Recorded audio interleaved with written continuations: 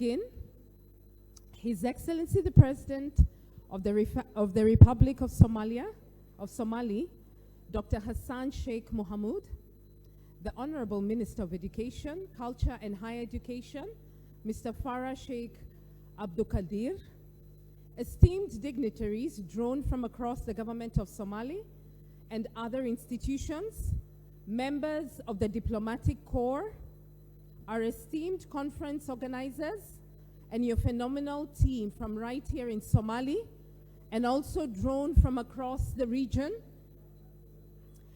the collaborating partners who have come together to make this phenomenal event a success, all gathered here who have come from far and wide, I bring you warm and kind greetings from Nairobi, Kenya.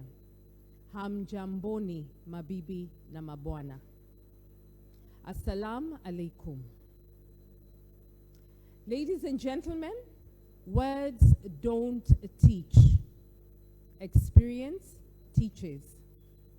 Now, how many of us, just allow me to pose a couple of questions to you, our esteemed delegates gathered here.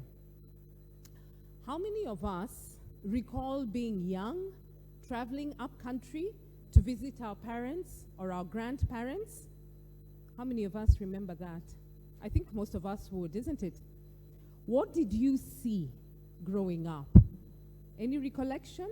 And how long ago was that? Was that 10 years, 15 years, 30 years?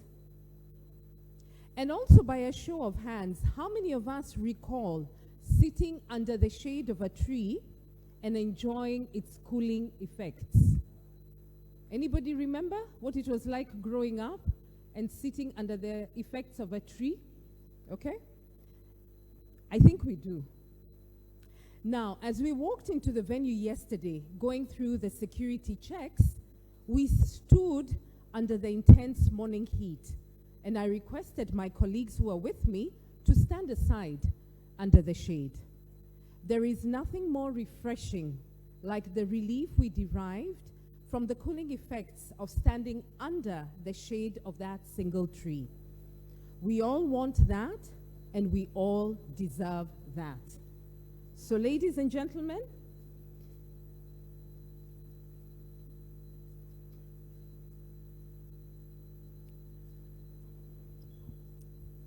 what is climate change?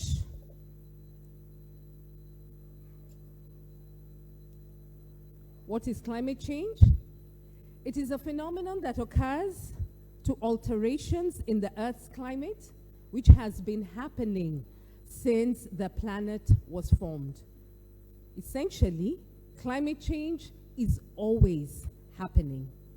But there are different factors that are now contributing to the accelerated phenomenon that we call climate change, including natural events and human activities.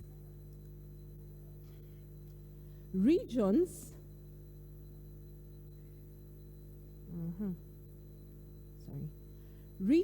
we know that used to receive a lot of rainfall are seeing less rainfall. Those that received less rainfall are now experiencing more rainfall. Those of us who flew in a few days ago witnessed perhaps the most amount of rainfall in Mogadishu has ever seen in a single day. In our African culture, rain is always considered a blessing, a relief. But the recent heavy downpours are unfortunately causing the loss of life and destruction of property. Kenya, the country that I love and I call home, went through a very rough patch of intense rainfall recently that caused just that: destruction of property and the loss of human life. This phenomenon that we are now calling climate change does not know status, tribe, country, or political affiliation. It is something that is affecting us all: the rich, the poor, women, children, men, youth, everybody. My sister from Bavaria, in the southern part of Germany, mentioned that they also received heavy downpour and thunderstorms that caused severe flooding. Earlier this month, a state of emergency was declared in Bavaria, as it was in Kenya. The opening of schools was delayed as the government grappled with to cope with the aftermath of the heavy rains. So, what is climate change? You can see what climate change is from the pictures that I have, that I'm showing on the PowerPoint presentation. So what are the factors that affect this accelerated climate change phenomenon? One is land use change. We have seen that the land that was previously used for forests and agriculture is now being used as land for settlement and urbanization.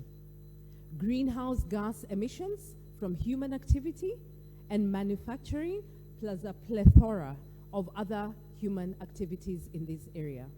Now, ladies and gentlemen, it is not my intention to leave this audience with a horrified mindset, because I have noticed over the years that climate change speakers tend to leave listeners dumbfounded, and the majority experience brain freeze.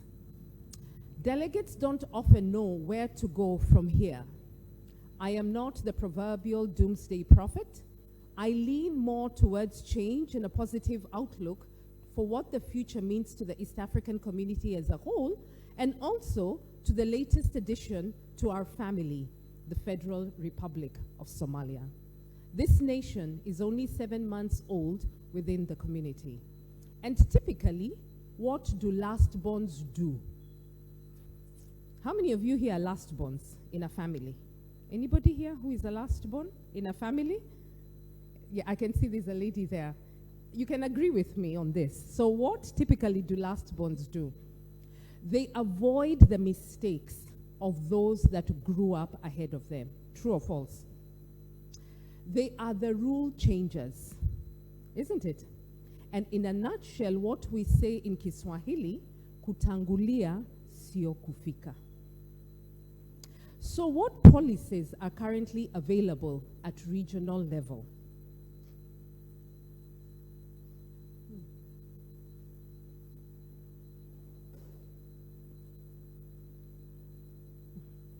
It's moving fast. Sorry. So what policies are currently available at regional level? Now, within the East African community, at the different national levels, activities have been initiated to identify adaptation priorities and practices. A deeper understanding of climate change impacts and vulnerabilities is required, and action priorities to inform the integration of climate considerations into development. At regional level, research initiatives to strengthen capacity to generate, disseminate, and use climate data and information has received significant emphasis. As initiatives proliferate through the region, coordination will become increasingly important.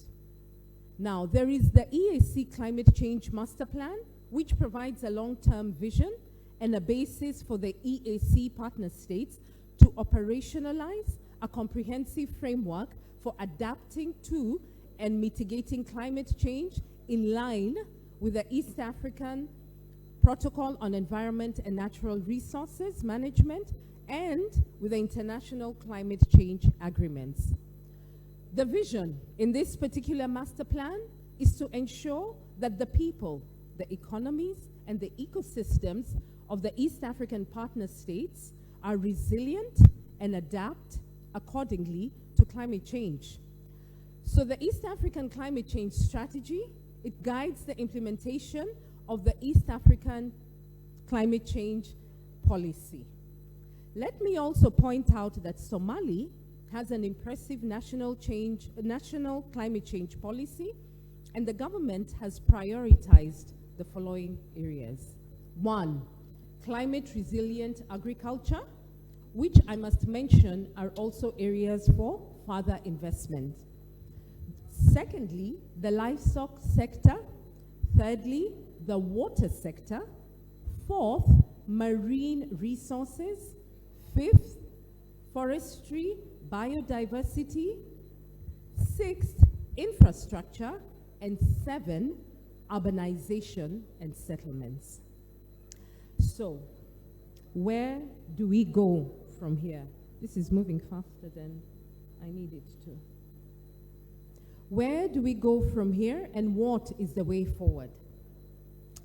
Like the impressive young conference moderator iterated when she won her contest, she articulated that the East Africa she wanted, and just that desire, just that wish, has brought us here today and contributed to the Federal Republic of Somalia becoming a member of the East African community. And by the same token, and by that same spirit, the climate that we want to enjoy in East Africa should be characterized by the following qualities. 1, we need plenty of warm and not scorching days. We want mild temperatures and average temperatures. We also want average, sufficient, but consistent rainfall. And fourthly, because we're in a country like Somalia, we want to enjoy plenty of refreshing sea breezes. So ladies and gentlemen, I want to task you to move away from imagination into creation. 1, when you go home, and because you will. And in the context of the African setting, urban centers are not what we call home. Secondly, what you will do, you will take 1 or 2 or 3 seedlings with you when you go home. Thirdly, you will plant those seedlings. You will visit those seedlings, and you will also request your grandparents to water and watch them for you until your next return. Fourthly, you can mark every milestone in your personal journey by planting a tree and grow with it. Fifthly, you can celebrate the birth of your children by planting a tree and let that child grow up looking after it and nurturing it, like was done by the king of Bhutan. When he got a son, he got the entire country to participate in a national tree planting day. And then fifthly, Somali can also borrow a leaf from our brothers and sisters in Rwanda, who have inculcated a collective culture of community cleanups. This mandatory nationwide activity starts from 8 a.m. to 11 a.m. on the last Saturday of every month. They call it Omuganda, which has resulted in Rwanda earning the title of the cleanest country in East Africa.